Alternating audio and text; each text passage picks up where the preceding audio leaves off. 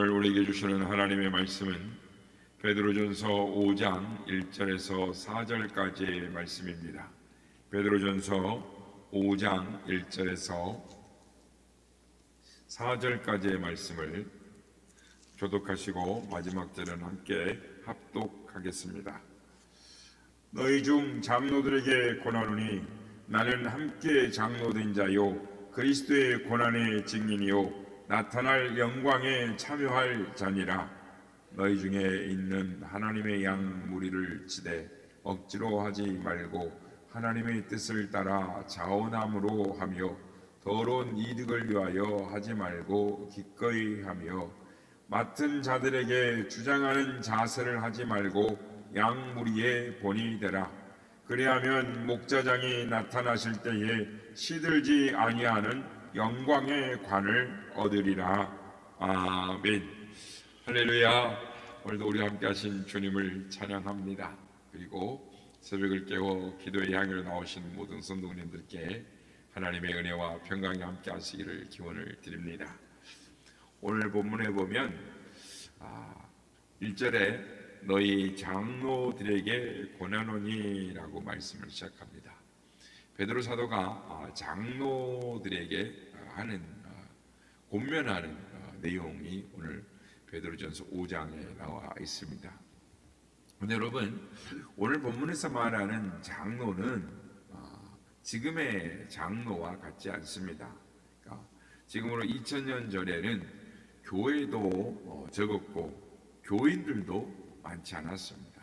그러니까 조금 이제 막 복음을 증거하고 교회들이 가정에서 교회들이 생기고 조금 크면 좀 큰 집에서 교회가 생기는 정도였기 때문에 이 조직이라는 것이 없었습니다. 그러므로 성경에서 나오는 이 장로나 감독이라고 불리는 사람들은 교회의 지도자들인 것입니다. 그 당시에 전문적인 교육을 받은 신학자가 없었습니다. 신학교도 없었습니다.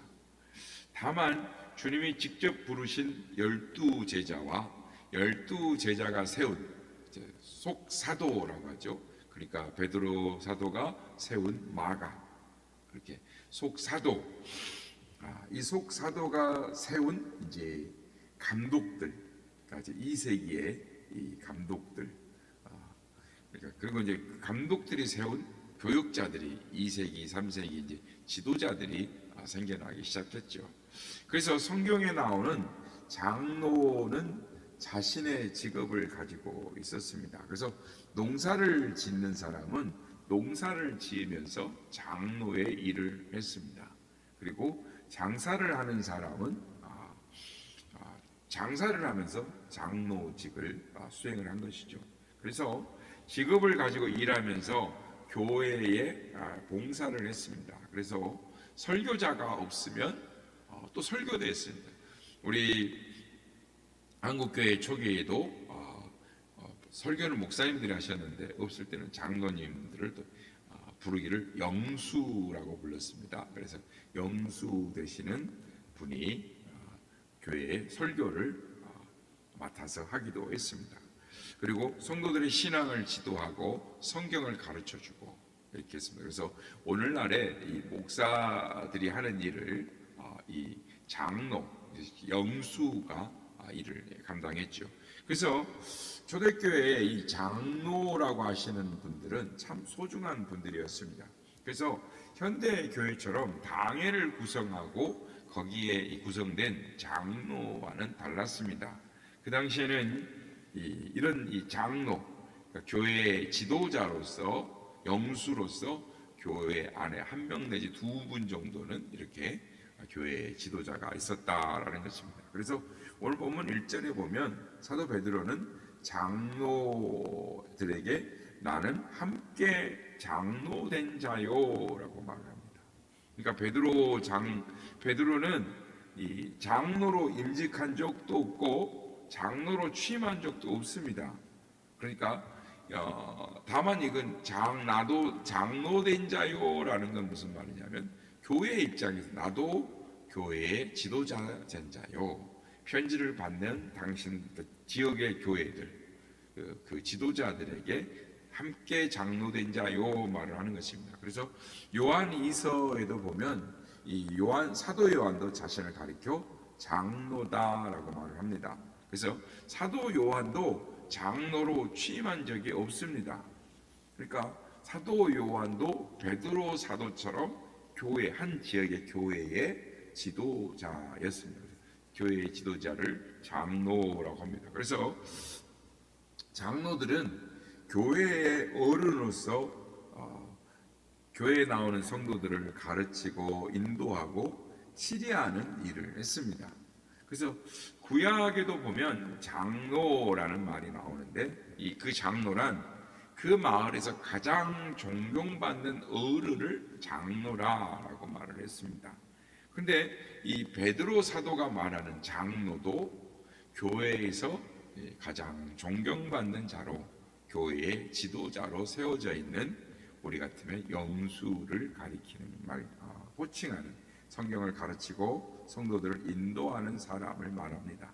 그래서 지금에 나오는 지금 말하는 교회 구조직상에서 말하는 장로는 아닙니다. 그래서 현재의 교회 장로로 세워진 분들은 성경에서 나오는 이 장로님들처럼 교회에서 가장 존경받는 그런 일꾼이 되고 성도들을 가르치는 지도자가 되어야 될 줄로 믿습니다.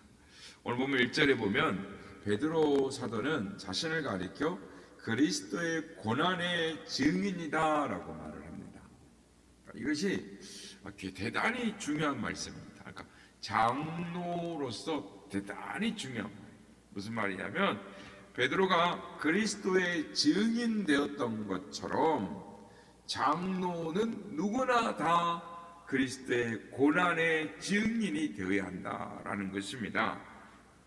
그래서 사도행전 3장에 보면 성령의 충만함을 입은 베드로 사도와 요한 사도가 담대하게 예수 그리스도의 십자가와 부활을 증거하는 것을 우리는 볼 수 있습니다. 사도행전 1장 8절에 오직 성령이 너에게 임하시면 너희가 권능을 받고 예루살렘과 온 유대와 사마리아와 땅끝까지 이르러 내 증인이 되리라 라고 말씀. 오직 성령이 너에게 임하시면 너희가 권능을 받고. 그래서 이 말씀 그대로 베드로 사도와 요한 사도는 권능을 받고 그리스도의 증인이 되었던 것입니다. 이때 말씀의 능력이 있었습니다. 이것을 보는 많은 유대인들이 놀라했습니다. 왜냐하면 유대인들이 알기에 베드로와 요한은 전혀 학문을 배우지 못한 일자무식으로 알고 있었는데, 이 무식한 사람들이 담대하게, 유창하게, 조리 있게, 논리적으로 말씀을 담대하게 전하는 걸 보고 깜짝 놀란 것이죠. 그래서 마태복음 10장 18절에서 20절에 보면 우리 주님께서 이렇게 말씀합니다. 또 너희가 나로 말미암아 총독들과 임금들 앞에 끌려가리니 이는 그들과 이방인들에게 증거가 되게 하려 하심이라. 너희를 넘겨줄 때에 어떻게 무엇을 말할까 염려하지 말라. 그때 너희에게 할 말을 주시리니 말하는 이는 너희가 아니라 너희 속에서 말씀하시는 이 곧 너희 아버지의 성령이시니라 라고 말씀을 합니다. 이 말씀대로 베드로와 요한 가운데 성령께서 말씀을 주시고 성령께서 말씀을 하신 것입니다. 그래서 이들은 성령의 감동을 받아 담대하게 예수 그리스도의 십자가와 부활을 증거했던 것입니다. 즉 고난의 증인으로 서 있었던 것입니다. 그래서 이들은 죽음을 두려워하지 않았습니다. 순교하여 죽는 순간까지 그리스도의 증인으로 살았습니다. 이들이 이렇게 할 수 있었던 것은 성령으로 충만했기 때문입니다. 주님이 그들과 함께 해주셨기 때문입니다. 그러므로 우리도 교회의 지도자가 되겠죠. 그래서 이 교회 연조가 있고 신앙이 되면 조직상으로는 장로님, 권사님 이렇게 이야기하지만 시간이 딱 지나면 그 교회에 어른이 생겨요. 장로님 중에도 다 존경받는 어른이 생기고 권사님 중에도 존경받는 다 어른이 생깁니다. 상담하고 기도 부탁하고 그런 분들이 생깁니다. 그래서 우리 교회에도 이런 베드로와 요한 같은 그런 장로님들이 많이 나오기를 소원합니다. 또 오늘 보면 1절에 보면 나타날 영광에 참여할 자라라고 말씀합니다. 예수님이 재림하실 때 그 영광스러운 자리에 참여할 자라는 말씀입니다. 이것은 장로된 자뿐만 아니라 모든 성도의 소망이요 목표가 되어야 하는 것입니다. 그러니까 적당하게 예수 믿고 천국만 가면 되지 라는 생각을 하지 말고 목표를 정해야 되는 것입니다. 거룩한 목표를 정해야 합니다. 주님 오실 때 그 영광스러운 자리에 내가 설겠다라는 목표를 가지고 신앙생활하는 자가 되어야 될 줄로 믿습니다. 주님 앞에 섰을 때 분명히 우리는 천국 가죠. 이 땅의 삶은 다가 아닌 거 아시잖아요. 우리는 육신의 장막을 벗게 될 것입니다. 그리고 이 땅에서 주님을 향한 믿음과 사랑과 충성의 삶을 사는 것을 주님 앞에서 판단을 받게 될 것입니다. 그러므로 하나님 앞에 설 때 영광에 나타나는 그 자리에 참여할 때 내가 어떠한 모습으로 서야 할까? 거룩한 목표를 가지고 신앙생활하는 우리가 되어야 될 줄로 믿습니다.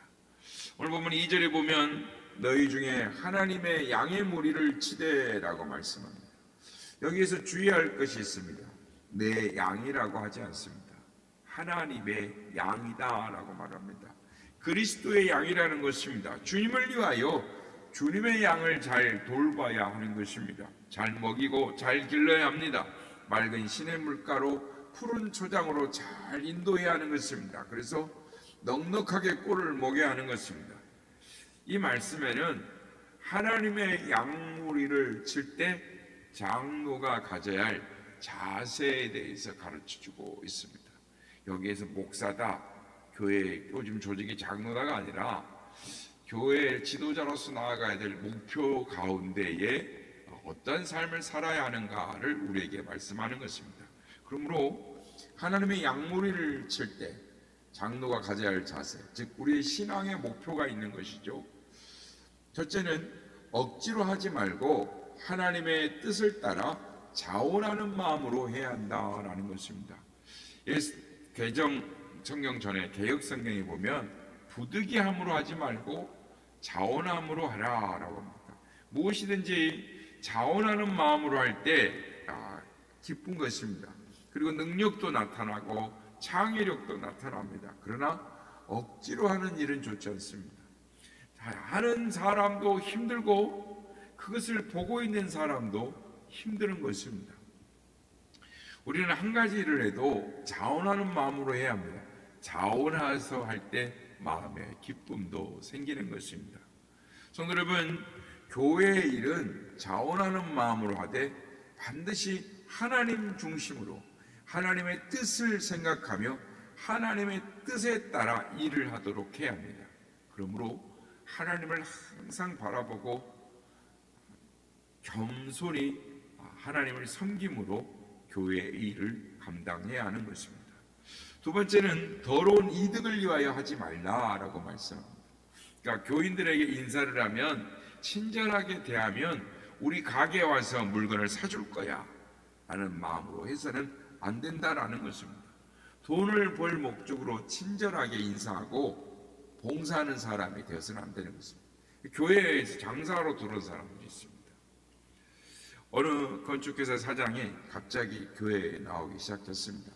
봉사도 열심히 하고 헌금도 열심히 합니다. 그러니 교회에서 성도들의 관심을 끌기 시작했습니다. 나중에 알고 보니 그 교회가 얼마 후에 성전 건축을 하게 될 것이라는 정보를 미리 알고 사람들에게 신임을 얻어서 교회 건축을 하겠다라는 계산을 하고 교회에 나와서 봉사를 하고 헌금을 하고 교인들의 주목을 끌기 시작했던 것입니다.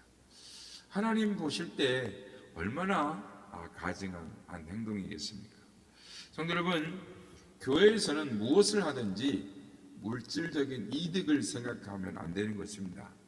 이렇게 이득을 얻으려고 열심히 봉사했다가 불이익이 돌아오면 섭섭해하고 원망 불평을 하고 얼마나 부끄러운 일들이 생기는지 모릅니다. 그래서 교인끼리 장사하다가 이런 어려운 모습들을 교회 내 적잖에 보게 되는 것입니다. 그러므로 여러분, 우리가 교회에서 일할 때 사람들이 칭찬해주기, 인정해주기를 바라는 마음을 가져서는 안 됩니다. 사람들의 칭찬을 받으려다고 신경을 쓰려다 보면 기회주의자가 되고 눈치 보는 초라한 인간이 되는 것입니다. 오직 주님만 바라보고 주님께 충성하는 마음으로 살아야 하는 것입니다. 하나님의 영광을 위해 깨끗한 마음, 순수한 마음으로 해야 하는 것입니다. 한 남자 집사님이 있었는데 그분은 굉장히 부자였습니다. 얼마나 예수를 잘 믿고 헌금을 잘하는지 모든 사람들에게 칭찬을 받았습니다. 그런데 그도 역시 자신의 신앙생활을 잘한다고 생각했습니다. 자랑스러워했습니다. 그런데 하루는 그 집사님이 꿈을 꾸었는데 이상한 것을 보았습니다. 예수님께서 상급을 주시는데 전도를 많이 한 신자에게는 별이 많이 붙은 면류관을 주시고 헌금을 많이 한 신자에게는 보석으로 지은 집을 주시더라는 것입니다.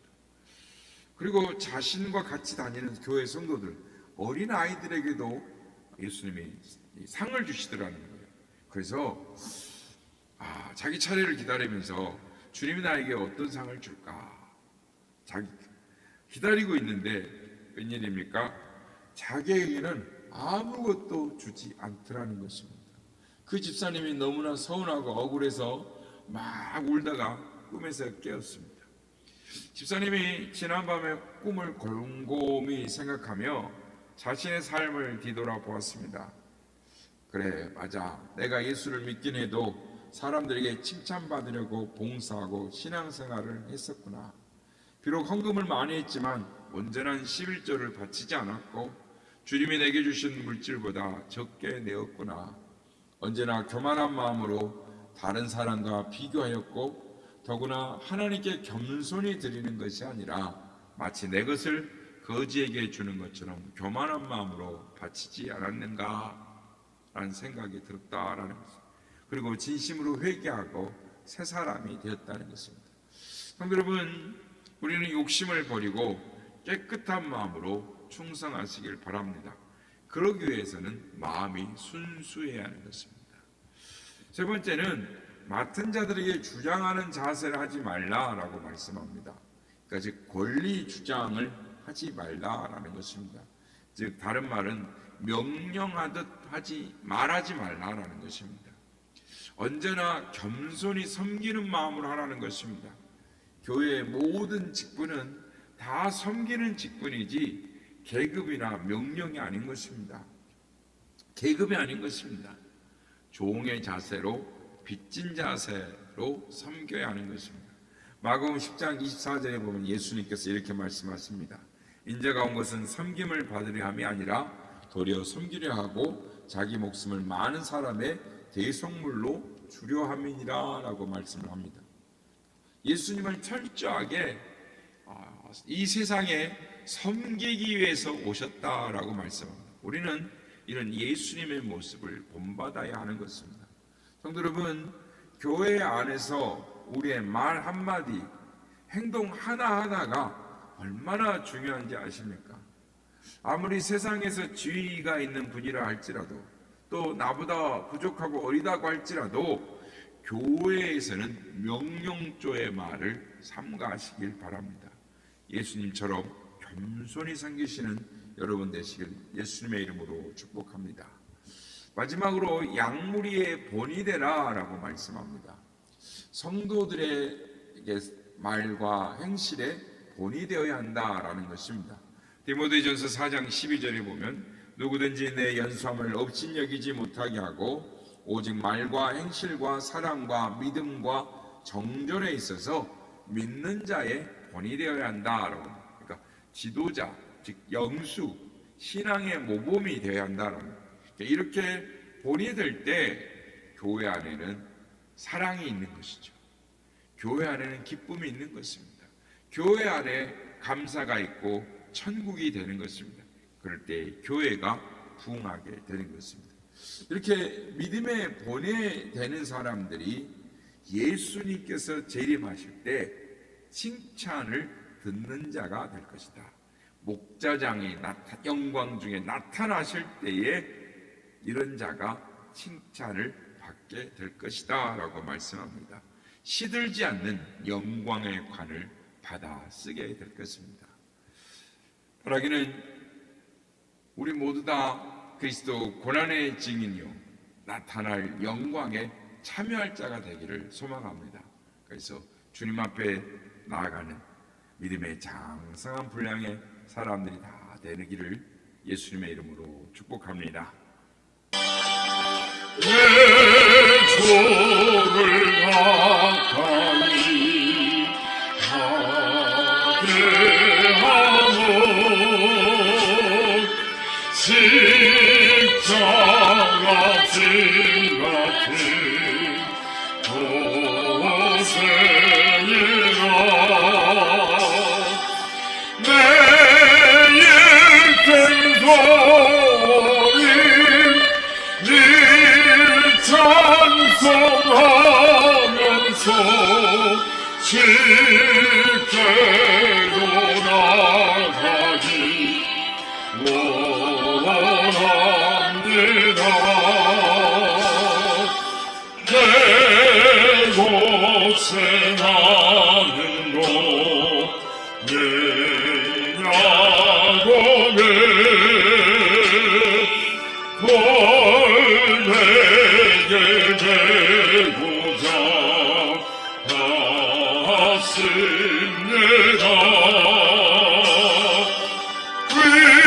위내고 소리 늘 찬송하면서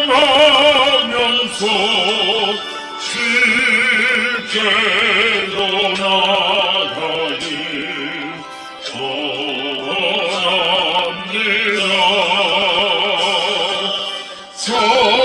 천성에 가는 길 통하여도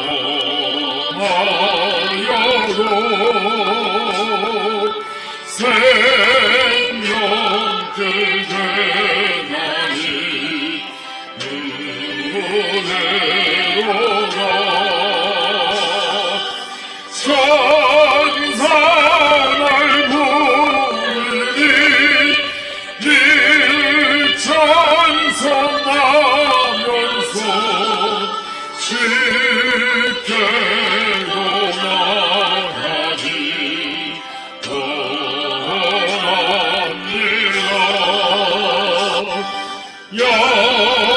야곱이 삼키요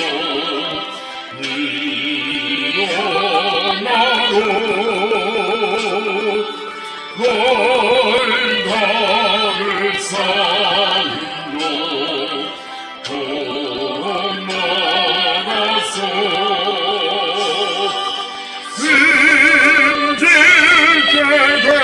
되도록 늘 찬송하면서 실제로 나가기 원합니다.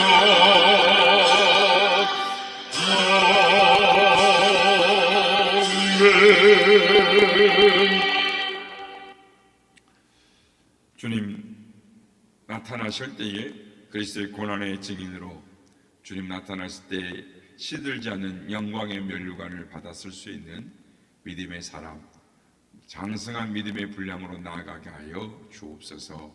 이렇게 기도하길 원합니다.